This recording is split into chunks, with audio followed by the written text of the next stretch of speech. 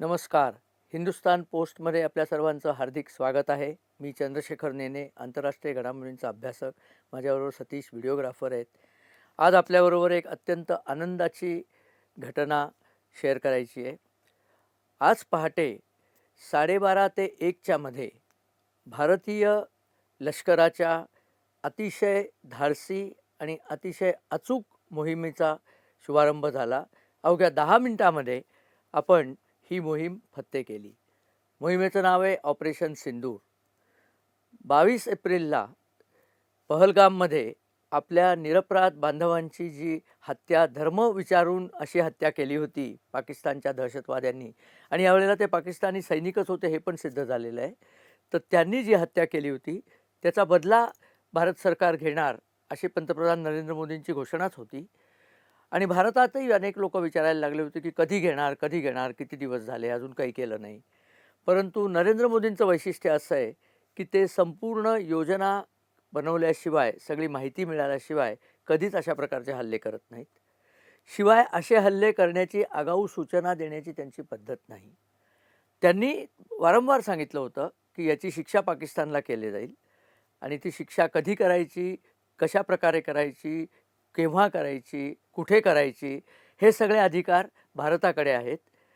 आणि आपल्याला आठवत असेल की 25 एप्रिलला युनायटेड नेशन्सच्या सिक्युरिटी काउन्सिलमध्ये सुद्धा युनायटेड नेशनने सांगितलं की भारतावरती हा जो भ्याड हल्ला झाला आहे, भारताच्या निरपराध नागरिकांची, 25 निरपराध नागरिक भारताचे आणि 1 नेपाळचा नागरिक यांची धर्म विचारून जेव्हा दहशतवाद्यांनी हत्या केली, तेव्हा या हत्येचा बदला घेण्याचा संपूर्ण अधिकार भारताकडे आहे. तो त्यांनी कसा बजावायचा आहे भारताने ठरवायचं आहे. जगातल्या अनेक देशांनीसुद्धा भारताला या बाबतीमध्ये सहारा दिला होता, भारताची भूमिका मान्य केली होती. 1-2च देश आहेत फक्त जे या बाबतीत गप्प राहिले होते. एक म्हणजे तुर्कस्तान, दुसरा चीन. गंमत म्हणजे चीनचा मित्र, अगदी घनिष्ठ मित्र असलेला उत्तर कोरिया, तो सुद्धा भारताच्या बरोबर होता या मोहिमेमध्ये. पुटिन, ट्रम्प हे तर भारताच्या बरोबर होतेच. इस्रायलनी तर भारताबरोबर सक्रिय सहकार्य भारताशी करण्याचं ठरवलेलं आहे, आणि ते सगळं चालूच आहे सध्या. त्या प्रकारे नरेंद्र मोदींच्या सरकारतर्फे हा हल्ला झाला. एक लक्षात घ्या की नरेंद्र मोदींची पद्धतच अशी असते की शत्रूला गाफील ठेवायचं. शत्रूला कसं गाफील ठेवलं पहा. आजच भारतामध्ये मॉक ड्रिल करण्याची घोषणा झालेली आहे. 244 जिल्ह्यांमध्ये मॉक ड्रिल होणार आहे. मॉक ड्रिल म्हणजे जर हवाई हल्ला झाला तर काय करायचं याची पूर्वतयारी म्हणून लोकांकडनं या गोष्टी करून घेण्यात येतात.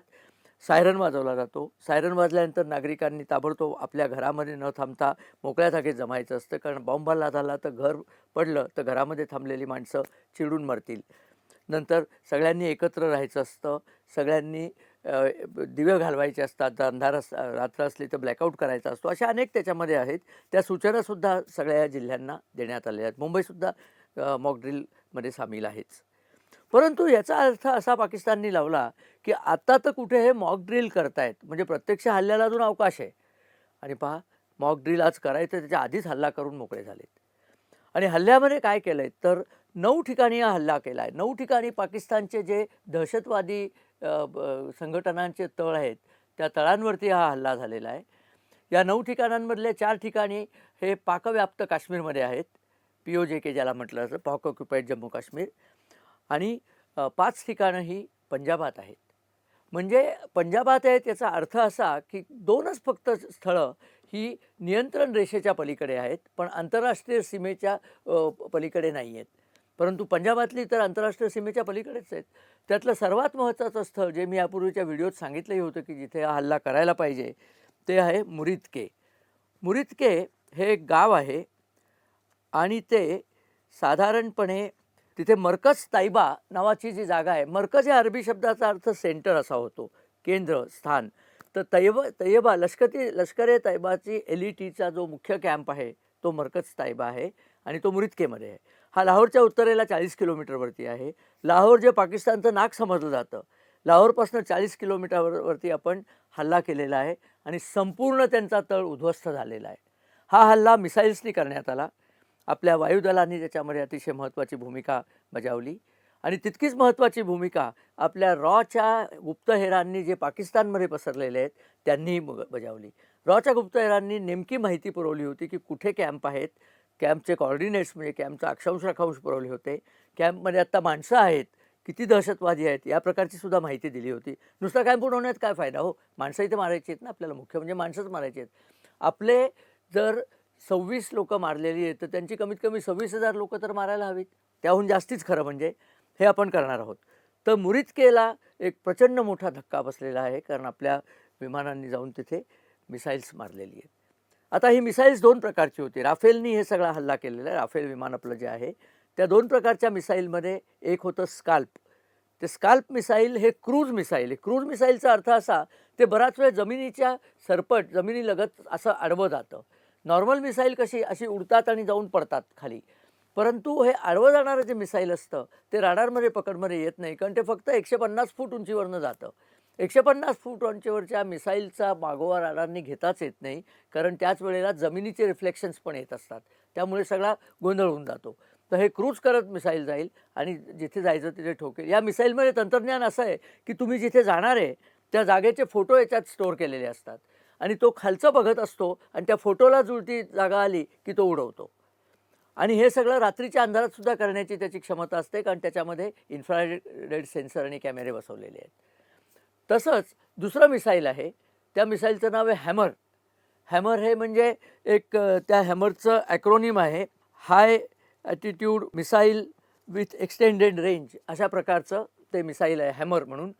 तर त्या मिसाईलची रेंज मात्र फक्त 20 ते फक्त 80 किलोमीटर आहे आणि हे जे आपण क्रूज मिसाईल टाकलं याची रेंज मात्र 300 किलोमीटरपर्यंत आहे. त्यामुळे क्रूज मिसाईल टाकायला तर राफेलना सीमा ओलांडायची गरज नव्हती, पण हे जे हॅमर आहे हे विमानातनं जमिनीवर मारणारं मिसाईल आहे. आणि या दोन्ही मिसाईलमध्ये लक्षात ठेवा, कॉन्क्रीट फोडण्याची पण शक्ती आहे, त्यामुळे या मिसाईलपासून संरक्षण हे अशक्य आहे. आणि अशीच ही 80 किलोमीटरची जर रेंज असली तर त्या 80 किलोमीटर रेंजमध्ये या मिसाईलला राडार पकडायला सुद्धा वेळ मिळत नाही, जाऊन आदळतंच. तर या प्रकारची भयानक मिसाईल्स टाकून आपण त्यांचे दहशतवादी कॅम्प उडवलेले आहेत. मुरित्केसारखाच मरकज सलाम अल्लाह भावलपूर हे पुरा पंजाबातलं गाव आहे, लाहोरच्या दक्षिणेला सीमेवरती. सियालकोट हे लाहोरपासून अगदी जवळ पंजाबातलंच गाव आहे. त्या सियालकोटमध्ये सुद्धा मेमून जोया हे हिजबुल मुजाहिदीनचं सेंटर आहे. सरजाल तेहरा कॉलोन हे जैश ए मोहम्मदचं सेंटर आहे. अशा या सगळ्या लोकांची सेंटर्स आपण मरकज अहले हदीथ हे बर्नाला गावात आहे, ते लष्कर ए तोयबाचं आहे. सनाल नाला कॅम्प हा कोटली मुझफ्फराबादच्या जवळ म्हणजे POJKमध्ये आहे. या सगळ्या लोकांना आपण भरपूर जोरात उडवलेलं आहे. सय्यदना जलाल या नावाचा आणखीन एक कॅम्प आहे, सय्यदना बिलाल हा कॅम्प मुझफ्फराबादमध्ये जैश ए मोहम्मदचा आहे. हे सगळे आपण उद्ध्वस्त केलेले आहेत. त्याच्यात किती लोकं मेली याचा आत्ता जरी अंदाज नसला तरी पाकिस्तानी इतके विनोदी आहेत, त्यांनी सांगितलं 26 लोकं मेली आहेत. त्यांना म्हणजे तिकडे 26 मारले आणि 26 झालं, आता तरी भारताने थांबावं अशी बहुतेक त्यांची योजना असावी.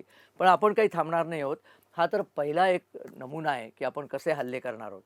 आणि या हल्ल्यानंतर सरकारने त्याचे हे पण त्याचं सगळे डिटेल्स क्लिअर केलेत, त्याचे ॲक्च्युली व्हिडिओ पण दाखवलेले आहेत. हे व्हिडिओ का दाखवले? कारण गेल्या वेळेला जेव्हा बालाकोट हल्ला केला होता किंवा उरीचा जो हल्ला झाला होता, दोन्ही वेळेला आपल्या इथल्या नतद्रष्ट विरोधी पक्षांनी याच्यावरती शंका उपस्थित केली होती की हा असा हल्ला झालाच नाही. आधी म्हणले हल्ला झालाच नाही, मग म्हणले त्यात माणसं मेलीच नाही, म्हणजे जशी ती माणसं मेली त्यांचं श्राद्ध करायला हे विरोधी पक्षांना बोलवलं असतं, अशा प्रकारच्या खुळचट गोष्टी यांनी सांगितल्या होत्या. मी त्यावेळेला सुद्धा एक व्हिडिओ केला होता, तेव्हा म्हटलं होतं पुढच्या हल्ल्याच्या वेळेला हे केजरीवाल, राहुल गांधी यांनासुद्धा त्या मिसाईलवर बसवून सोडून द्यावं, म्हणजे त्यांना याची डोळा बघू देत हल्ला कसा होतो. ते जाऊ दे, परंतु हा हल्ला केलाच नाही असं विरोधी पक्षाला म्हणायची वेळ येऊ नये म्हणून यावेळेला याचं लाईव्ह फुटेज आपण सैन्याने पब्लिश केलेलं आहे की हल्ला झाला आणि तिथे उडालं वगैरे ते सगळं. आणि सर्वात महत्त्वाचं म्हणजे पाकिस्तानने यावेळेला कबूल केलं आहे की आमच्या शहरांवरती 22 मिसाईल्स भारताची पडलेले आहेत आणि आमची अशी बर्बादी झालेली आहे. त्यांनी खूप बाकी पण पोकळ धमक्या दिल्या की आम्ही आता बघून घेऊ, भारताला यामुक करू, याव करू, त्याव करू. आणि भारताने हा भ्याड हल्ला केला असं पाकिस्तानी विश्लेषकांचं म्हणणं आहे. त्याच्या आधी त्यांनी जो हल्ला केला याच्यामध्ये पहलगाममध्ये, त्याबद्दल ते गप्प असतात.